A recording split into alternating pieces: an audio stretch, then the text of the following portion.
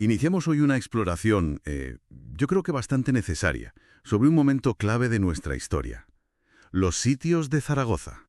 Sí, un episodio fundamental de la Guerra de la Independencia. Tenemos fuentes que nos describen, bueno, con bastante crudeza lo que pasó. Exacto. Nos vamos a Zaragoza, 1808, una ciudad que está a punto de vérselas con el ejército de Napoleón, nada menos. Y es importante, creo, poner el contexto que nos dan estos documentos. Venimos del 2 de mayo en Madrid, los levantamientos populares. Sí. Pero Zaragoza, militarmente hablando, estaba, pues poco preparada. Las fuentes insisten mucho en eso. O sea que no era una fortaleza al uso. Para nada. Era más bien la voluntad de la gente, ¿no? Su defensa eran tapias de conventos, alguna muralla vieja, no defensas modernas tipo Vauban ni nada parecido. Entremos, si te parece, en el primer sitio, verano de 1808. Las defensas, como dices, mínimas. Y ahí surge una figura, José Palafox. Ajá. Joven, noble, pero las fuentes señalan que sin gran experiencia militar, y aún así elegido por el pueblo. ¿Por qué él? ¿Qué nos dicen los textos? Pues parece que Palafox tenía ese carisma, ¿sabes? Encarnaba como el espíritu de resistencia. Era un liderazgo más de inspiración, digamos, que técnico. Ya. Y esa inspiración fue clave, porque los franceses, según leemos, subestimaron totalmente esa resistencia popular. Pensaron que sería, bueno, un paseo. Y se encontraron con gente como Agustina de Aragón en el Portillo, ¿no? Que también la mencionan. Exacto, figuras que se convierten casi en leyenda. Y esa frase, ¿no? La respuesta que se atribuye a Calvo de Rozas al ultimátum francés, guerra a cuchillo. Brutal. Una declaración de intenciones clarísima. ¿Y cómo fue ese primer asedio? Pues los documentos detallan los primeros asaltos franceses, que son rechazados. Y entonces cambian de táctica. Pasan a una guerra de desgaste, de trincheras. Enfocándose en puntos débiles como Santa Engracia, ¿verdad? Eso es. Pero un detalle interesante que aparece en las fuentes. El bloqueo no fue completo. El puente de piedra siguió abierto, permitiendo algo de paso. Y entonces llega la noticia de Bailén. Sí, la victoria española en Bailén obliga a los franceses a levantar el sitio, temporalmente, claro.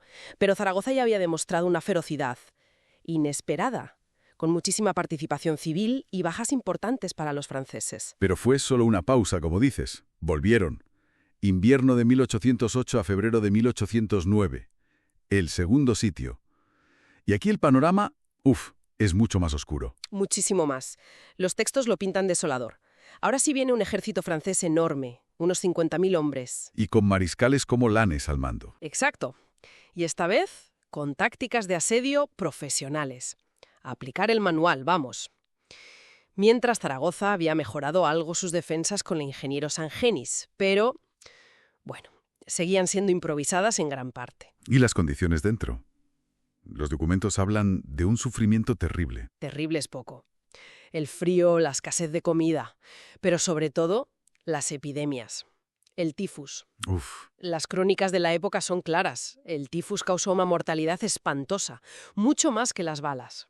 Especialmente entre civiles y tropas hacinados en la ciudad. Y los franceses iban tomando las defensas exteriores. Reducto del Pilar, convento de San José. Sí, paso a paso. Y luego el gran asalto del 27 de enero. Y ahí empieza lo peor casi. La guerra de Minas, que describen los textos. ¡Qué horror!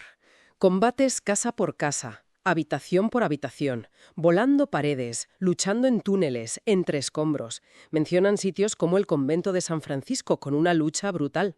El coste humano total. Las cifras que dan las fuentes son mareantes. Unas 54.000 muertes. Sí, y la mayoría civiles. Y por enfermedad. Es tremendo. Además, se apunta a una decisión polémica de Palafox. Sí, algunos documentos señalan como controvertido que concentrará a casi todas sus tropas, unos 30.000 hombres, dentro de la ciudad. Claro, eso pudo reforzar la defensa en puntos concretos, pero agravó muchísimo los problemas de logística, de suministros y, sobre todo, la propagación de las enfermedades. Convirtió la ciudad en un infierno sanitario, básicamente. todavía hoy lees los nombres de los sitios. Santa Engracia, la Puerta del Carmen, el Coso, la Aljafería, incluso detalles como la pólvora de Villafelice. Te haces una idea de la escala. Totalmente. La memoria sigue ahí, en los monumentos, en las recreaciones. Y al final, ¿cuál es la gran conclusión que sacamos de estas fuentes? Pues yo creo que la idea principal es cómo Zaragoza se convirtió en un símbolo potentísimo de resistencia total contra Napoleón. Una resistencia popular, civil. Exacto, marcada por esa implicación masiva de la gente corriente y un nivel de sufrimiento, bueno, casi inimaginable. Hay una cita de un ingeniero francés, Rogniat, que lo resume muy bien. Dijo que lo que encontraron al entrar fue un cementerio. Es tremendo. Pues cerramos este análisis con una pregunta que nos dejan estos textos. Para darle una vuelta, ¿qué nos dice esa brutalidad, ese sacrificio inmenso de Zaragoza, sobre lo que es la guerra cuando implica a toda la población? ¿Y cómo eso forja una identidad colectiva en momentos así de convulsos? Una buena pregunta para reflexionar, sí.